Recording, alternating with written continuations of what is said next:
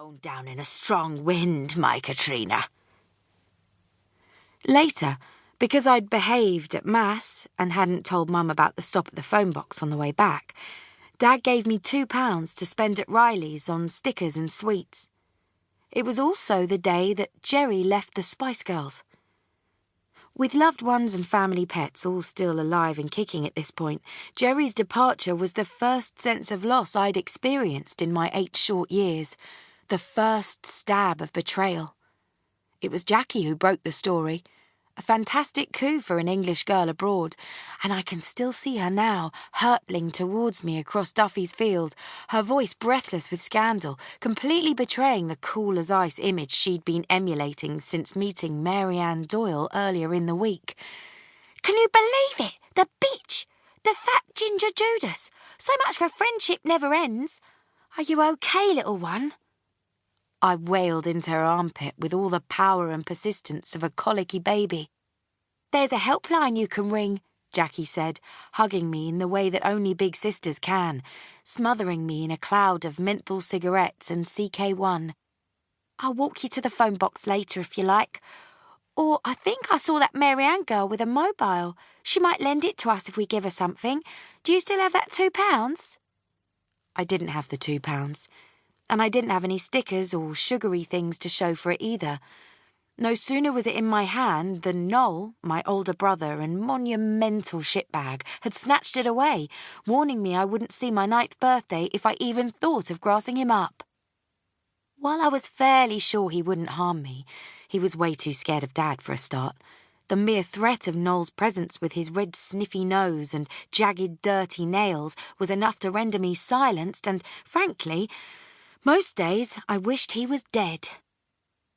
So, what with Mum slapping Dad, Jerry turning traitor, and Noel stealing my hush money, May the 31st, 1998, hadn't exactly been a great day for me. In fact, I wrote in my diary that it was the worst day ever in the entire history of the whole world ever.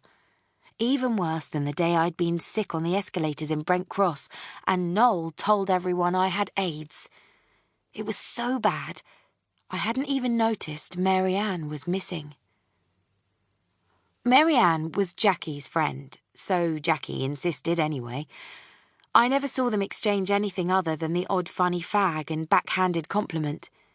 If I had to sum it up, I'd say Maryanne was oblivious to Jackie, who at just 14 was 3 years her junior and still in her training bra. I'd looked up the word oblivious after Jackie had stomped into Gran's one night, raging about Maryanne and her mates going off with some bog boys, which meant she'd had to walk home in the dark. "I'm telling you, that Doyle one's oblivious to anyone's feelings," Mum said, stirring a pan of hot milk for Gran's brandy-laced cocoa. "The mother was the same, though God forgive me, I shouldn't speak ill of the dead." I certainly wasn't oblivious to Maryanne. From the second I clapped eyes on her, I'd been dogged in my pursuit of this glittering creature in her baby doll smocks and hoops the size of Catherine wheels, trailing behind her and her crew, mute with reverence and pained shyness, looking to get involved in literally anything they'd let me. Not that they ever did let me. In fact, she only ever deigned to acknowledge my existence once, at the farmers' market that was held every Friday in the town square. It was 2 days before she disappeared. "Hey, I like your Tinkerbell," she said, touching the tiny pink pendant that hung around my neck, a Holy Communion gift from an aunt who wasn't big into Jesus. "Where'd you get it? It's gorgeous. Look, it matches my belly button ring, dead on." She inched up her top, and a group of tanked-up lads wolfing chips out of cones requested loudly that she get more than her belly button out.